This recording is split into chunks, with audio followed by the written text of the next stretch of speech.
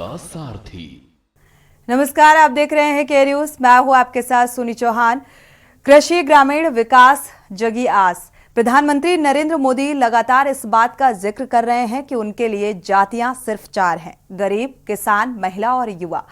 इनके सशक्तिकरण के लिए मोदी सरकार लगातार प्रयास कर रही है और इनमें से किसान पीएम मोदी के विकास के संकल्प में शीर्ष पर है और ग्रामीण अर्थव्यवस्था मजबूत करने में भी सरकार के प्रयास सराहनीय माने जा रहे हैं। देखिए के न्यूज की एक खास पेशकश।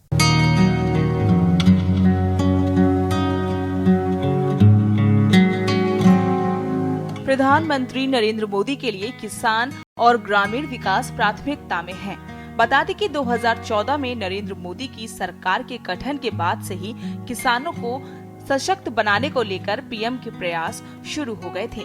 बहरहाल पीएम नरेंद्र मोदी के 10 साल के कार्यकाल में किसानों को लेकर सरकार ने कई शानदार फैसले लिए, जिसने किसानों की दिशा और दशा दोनों को सुधारने में अहम योगदान दिया। किसानों की आमदनी बढ़ाने पर जोर। जाहिर है कि 10 साल में किसानों की आमदनी दोगुनी करने के प्रयास के तहत पीएम मोदी की सरकार ने कृषि का बजट हर साल बढ़ाया है। इसका बेहतर उपयोग कैसे हो, इसे भी सुनिश्चित किया। इसके साथ ही नकदी खेती के बेहतर विकल्प के बारे में किसानों को जागरूक करना, कृषि के लिए मिट्टी को स्वस्थ कैसे बनाया जाए, इसकी जानकारी देना अहम है। खेती के लिए किसानों को गुणवत्तापूर्ण बीज मिले, ये सुनिश्चित करना, किसानों को खेती के लिए आसानी से ऋण कैसे मिले, इसकी व्यवस्था करना शामिल रहा है। कृषि के बुनियादी ढांचे को मिली मजबूती। कृषि के बुनियादी ढांचे को मजबूत कैसे बनाया जाए, इसके लिए योजनाएं बनाना, किसानों को आपदा के समय कैसे सहायता मिले, फसलों की बीमा कैसे हो, ज्यादातर कृषि उत्पादों पर न्यूनतम समर्थन मूल्य की व्यवस्था के साथ किसान अपनी फसल को बाजार तक कैसे पहुंचाए या किसानों की पहुंच बाजार तक कैसे हो, इसकी व्यवस्था करना, अतिरिक्त आय के अवसर बने, इसके बारे में जागरूक करना, किसानों को वित्तीय सुरक्षा मुहैया कराना, कृषि से उन्नत तकनीक का उपयोग कैसे हो, इसकी व्यवस्था करने से लेकर अन्नदाता सम्मान जैसे काम किए गए हैं। बता दें कि भारत में कृषि उद्योग देश की मुख्य आर्थिक गतिविधि है और लगभग 70% लोग इससे संबंधित हैं। कृषि द्वारा फसलों और पशु पक्षियों का उत्पादन होता है, जो लोगों के भोजन की आवश्यकता को पूरा करते हैं। इसलिए कृषि भारतीय अर्थव्यवस्था के विकास में महत्वपूर्ण योगदान देती है। भारतीय कृषि विकास की एक महत्वपूर्ण यात्रा है, जो खेती से लेकर खाद्य सुरक्षा तक के क्षेत्रों को सम्मिलित करती है। आपको बता दें कि हमारे देश की आर्थिक का इतिहास बहुत प्राचीन है। प्राचीन काल में भारतीय किसान जल, जंगल और जमीन के साथ गहरा जुड़ाव रखते थे और वो सिर्फ जड़ी बूटियों, फलों और फूलों का ही नहीं, बल्कि अनाज, दलहन और खेती से भी जुड़े थे। मौर्य वंश, गुप्त वंश और हर्षवर्धन के समय में भारतीय कृषि ने विशेष रूप से उन्नति की थी। वहीं ब्रिटिश शासन के समय में कृषि से संबंधित नीतियों के कारण भारतीय किसानों को कष्ट उठाना पड़ा। विदेशी शासकों ने भारतीय खेती को विशेष रूप से ध्वज हत्या की और अनाज निर्यात को बढ़ावा दिया, जिससे खाद्य सुरक्षा की स्थिति पर असर पड़ा। स्वतंत्रता के बाद भारतीय सरकार ने कृषि को प्राथमिकता दी और नई नीतियों के अनुसार उन्नति के लिए कदम उठाए। श्रमिकों को ज्यादा रोजगार मिलने के कारण गांवों से शहरों की ओर माइग्रेशन हुआ, जिससे खेती की श्रेणी में उतार चढ़ाव हुआ। भारतीय कृषि की विशेषताएं। भारतीय कृषि की विशेषताएं विविधता और समृद्धि से भरी हुई है। मौसम की अनिश्चितता के बावजूद किसानों का बेहतर प्रबंधन, संपदा की विविधता और विशेषता उसकी संपदा की विविधता है। परंपरागत खेती पद्धति को किसानों द्वारा अगली पीढ़ी तक अनुसरण किए जाते हैं। इन पद्धतियों में जैविक खेती, नदी खेती, खेती-बाड़ी आदि शामिल हैं। किसानों को आर्थिक संघर्षों का सामना करना पड़ता है, जिसके लिए सरकार सहयोग कर रही है। भारतीय कृषि ग्रामीण और शहरी खेती में विभाजित है। ग्रामीण क्षेत्रों में अधिकतर धान, गेहूं, ज्वार जैसी फसलें उगाई जाती हैं। वहीं शहरी क्षेत्रों में सब्जियों और फलों की खेती अधिक होती है। भारतीय कृषि का विकास। भारतीय कृषि का विकास उनके चुनौतियों और संघर्षों के बावजूद भी एक अद्भुत यात्रा रहा है। हरियाली क्रांति। बता दें कि हरियाली क्रांति ने 1960 से 1970 में भारतीय कृषि को बदल दिया। इसके द्वारा उच्च उत्पादनशील वैज्ञानिक तकनीकों का प्रयोग कर खेती में सुधनियोजन किया गया और कृषि उत्पादन में बड़ी सफलता हासिल की गई। इससे मुख्य अनाजों जैसे चावल, गेहूं, मक्का की उत्पादन में वृद्धि हुई, जो खाद्य सुरक्षा की दृष्टि से बहुत महत्वपूर्ण थी। वहीं गुलाबी क्रांति ने मांस उद्योग को बदल दिया। पूर्व में भारत में मांस उद्योग का स्तर बहुत कम था, लेकिन गुलाबी क्रांति के बाद मुर्गी, मटन और अन्य पशुओं के मांस के उत्पादन में वृद्धि हुई। यह उद्योग अब भारतीय अर्थव्यवस्था में एक महत्वपूर्ण योगदान भी बन गया है। भू सुधार योजना। आपको बता दें कि भू सुधार योजना के द्वारा भूमि के उपयोग के प्रबंधन में सुधार किया गया और किसानों को अधिक उत्पादन करने के लिए उन्नत तकनीकों का प्रयोग करने का मौका मिला। इससे खेती की उत्पादकता में सुधार हुआ और किसानों को अधिक आय मिलने लगी। खेती के उद्यानों का संचालन करके फलों, सब्जियों और फूलों की खेती को बढ़ावा मिला। यह नए रोजगार के अवसर प्रदान करने के साथ साथ स्थानीय बाजारों में भी उत्पादों की बिक्री को बढ़ावा देने में मदद करता है। अन्नदाता को सशक्त बना रही हितैषी योजनाएं। आपको बता दें कि सरकार की किसान हितैषी योजनाएं अन्नदाता को सशक्त बना रही हैं। 2014 से जब से नरेंद्र मोदी की केंद्र में सरकार आई है, तब से गरीबों, युवाओं और महिलाओं के साथ साथ अन्नदाता यानी किसान को कैसे विकास हो, ये केंद्र सरकार के मुख्य एजेंडे रहे हैं। किसानों के जीवन में कैसे बेहतरी आए, इसके लिए लगातार मोदी सरकार प्रतिबद्ध दिखती है। किसानों के कल्याण पर फोकस करते हुए केंद्र सरकार लगातार कार्यक्रम और नीतियां बना रही है। प्रधानमंत्री नरेंद्र मोदी के नेतृत्व में कई योजनाएं लागू की हैं, जिनका उद्देश्य वित्तीय सुरक्षा, कौशल विकास, बाजार पहुंच और टिकाऊ कृषि पद्धतियां प्रदान करके किसानों के जीवन में सुधार करना है। प्रधानमंत्री किसान सम्मान निधि। प्रधानमंत्री किसान सम्मान निधि 2019 में शुरू की गई पीएम किसान की एक आय सहायता योजना है, जो छोटे और सीमांत किसानों की सहायता के लिए बनाई गई है। इस योजना के तहत पात्र किसानों को 3 समान किस्तों में सालाना 6,000 रुपए की सीधी वित्तीय सहायता मिलती है। इस योजना में उनकी आय में उल्लेखनीय वृद्धि हुई है और उनके जीवन में गुणवत्ता में सुधार हुआ है। पीएम किसान सम्मान योजना के तहत सीमांत और छोटे किसानों सहित 11.8 करोड़ किसानों को प्रत्यक्ष वित्तीय सहायता प्रदान की जाती है। न्यूनतम समर्थन मूल्य।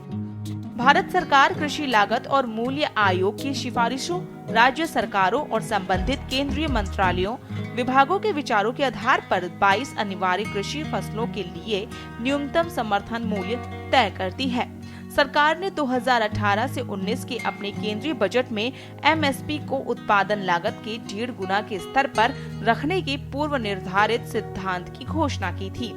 इसके मुताबिक सभी अनिवार्य फसलों, खरीफ, रबी और अन्य वाणिज्यिक फसलों के लिए एमएसपी को कृषि वर्ष 2018 से 19 से अखिल भारतीय भारित औसत उत्पादन लागत पर कम से कम 50% के रिटर्न के साथ बढ़ाया गया है। पिछले 10 वर्षों में किसानों को धान और गेहूं की फसल के लिए एमएसपी के रूप में लगभग 18 लाख करोड़ रुपए मिले हैं। ये 2014 से पहले के 10 वर्षों की तुलना में 2.5 गुना अधिक है। पिछले दशक में तिलहन और दलहन उत्पादक किसानों को एमएसपी के रूप में 1.25 लाख करोड़ रुपए से ज्यादा मिले हैं। प्रधानमंत्री फसल बीमा योजना 2016 में शुरू की गई पीएमएफबीवाई किसानों को किफायती प्रीमियम पर व्यापक फसल पर बीमा कवरेज प्रदान करती है। ये प्राकृतिक आपदाओं, कीटों या बीमारियों से होने वाले फसल नुकसान के लिए समय पर मुआवजा सुनिश्चित करता है। इस योजना से लाखों किसानों की वित्तीय सुरक्षा और स्थिरता मिली है। उनकी आजीविका सुरक्षित हुई है। पीएम फसल बीमा योजना के तहत 4 करोड़ किसानों को फसल बीमा दिया जाता है। साइस हेल्थ कार्ड योजना। इस प्रकार 2015 में शुरू की गई साइस हेल्थ कार्ड योजना किसानों को व्यक्तिगत सोयल हेल्थ रिपोर्ट प्रदान करती है, जो मिट्टी के पोषक तत्वों पर मूल्यवान अंतर्दृष्टि और संतुलित उर्वरक के लिए सिफारिशें प्रदान करती हैं। उचित सॉइल प्रबंधन प्रथाओं को बढ़ावा देकर इस योजना ने पैदावार को अनुकूलित किया है, इनपुट लागत को कम किया है और कृषि भूमि में मिट्टी के स्वास्थ्य को बढ़ाया है।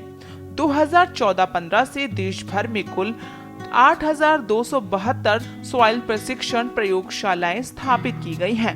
अब तक किसानों को 23.58 करोड़ मृदा स्वास्थ्य कार्ड वितरित किए जा चुके हैं।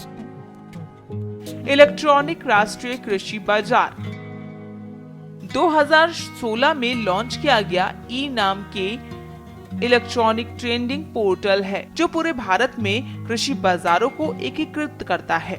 यह किसानों को अपनी उपज ऑनलाइन बेचने, प्रतिस्पर्धी कीमतों की खोज करने और देश भर के खरीदारों से जुड़ने में सक्षम बनाता है। इस डिजिटल प्लेटफॉर्म कृषि व्यापार में क्रांति ला दी है, बिचौलियों को खत्म कर दिया है, पारदर्शिता सुनिश्चित की है और किसानों को उचित बाजार पहुंच प्रदान की है।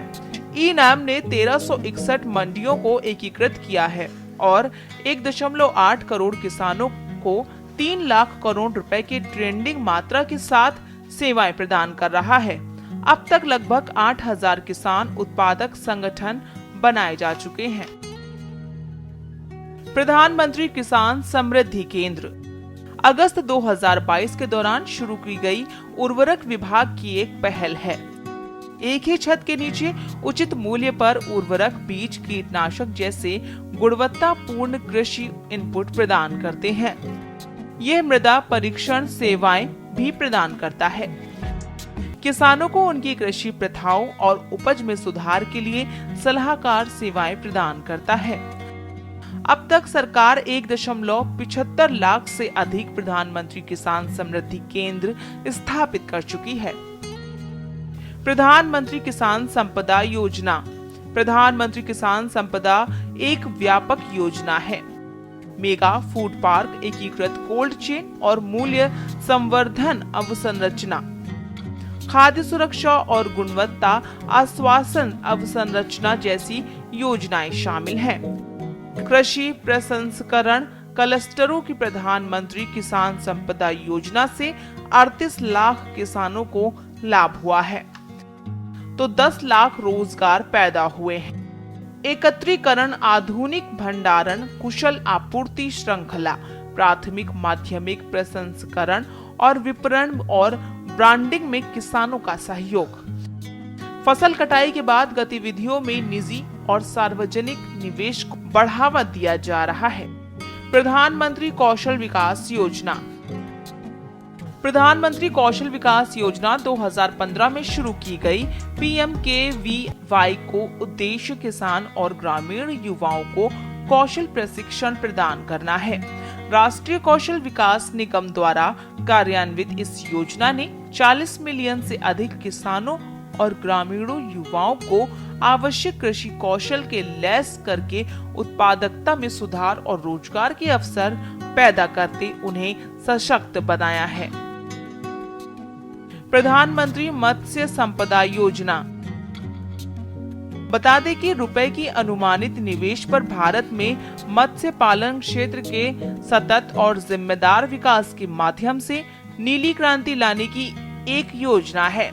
मछुआरों के कल्याण सहित मत्स्य पालन क्षेत्र के समग्र विकास के लिए केंद्र सरकार ने 20,050 करोड़ रुपए का निवेश किया है, जिससे मछुआरे के जीवन में बड़ा सुधार आया है। डेयरी विकास और पशुपालन के लिए योजनाएं।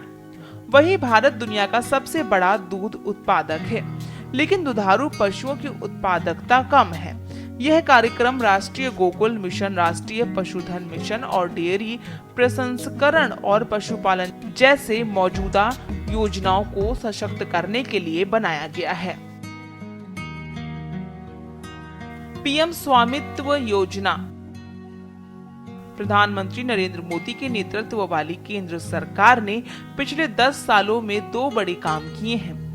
एक, देश के 23 करोड़ लोगों को गरीबी से बाहर निकालना और 60 करोड़ गरीबों को बिजली के साथ साथ मुफ्त राशन जैसी सुविधाएं मुहैया कराना। और दूसरा, देश की स्थापना करना है। केंद्र सरकार देश के शहरों के साथ साथ ग्रामीण विकास पर लगातार ध्यान दे रही है और इसके लिए तमाम तरह की योजनाएं चलाई जा रही हैं। इन योजनाओं में सबसे खास स्कीम है पीएम स्वामित्व योजना। इस योजना को शुरू करने के पीछे सरकार का लक्ष्य है कि वह भारत की ग्रामीण हिस्से को भी आर्थिक रूप से मजबूत कर सके। केंद्र सरकार की इस खास योजना के तहत ग्रामीण लोगों को उनकी जमीन और मकानों का मालिकाना हक मिलता है, जिनका कोई सरकारी रिकॉर्ड नहीं होता। इस योजना के तहत सरकार संपत्ति कार्ड प्रदान किए जाते हैं। बता दें कि गांव में ऐसे कई लोग होते हैं जिनके पास उनकी जमीन व मकान का मालिकाना हक और सरकारी कागज नहीं होते हैं। इसलिए पीएम स्वामित्व योजना उन लोगों के लिए वरदान साबित होगी। इस योजना के पायलट चरण को महाराष्ट्र, कर्नाटक, हरियाणा, उत्तर प्रदेश, उत्तराखंड, मध्य प्रदेश, पंजाब और राजस्थान के चुनिंदा गांवों में 2020-21 के दौरान लागू किया गया था। साल 2020 में 24 अप्रैल को प्रधानमंत्री नरेंद्र मोदी ने पीएम स्वामित्व योजना की शुरुआत की थी। पिछले दिनों वित्त मंत्री निर्मला सीतारमण ने अंतरिम बजट पेश करते हुए जानकारी दी थी कि देश ग्रामीण आवास योजना के तहत 3 करोड़ घरों का लक्ष्य हासिल करने के बेहद करीब है और अगले 5 साल में 2 करोड़ घरों का निर्माण किया जाएगा। प्रधानमंत्री नरेंद्र मोदी ने इस महीने की शुरुआत में वीडियो कॉन्फ्रेंस के जरिए प्रधानमंत्री जनजातीय आदिवासी न्याय महाअभियान के तहत ग्रामीण आवास योजना के 1 लाख लाभार्थियों को 540 करोड़ रुपए की पहली किस्त जारी की थी। पीएम नरेंद्र मोदी ने बजट पेश किए जाने के बाद कहा, हमने गांव और शहरों में गरीबों के लिए 4 करोड़ से ज्यादा घर बनाए हैं और अब हमने 2 करोड़ और घर बनाने का लक्ष्य रखा है। इसके साथ ही बजट में किसान कल्याण के लिए महत्वपूर्ण फैसले लिए गए हैं। बता दें कि हरित विकास को बढ़ावा देने के लिए जैव विनिर्माण और बायो फाउंड्री की एक नई योजना शुरू की जाएगी। यह योजना जैव अपघट्य बहुलक, जैव प्लास्टिक, जैव भेषज और जैव कृषि इनपुट जैसे पर्यावरण हितैषी विकल्प उपलब्ध कराएगी।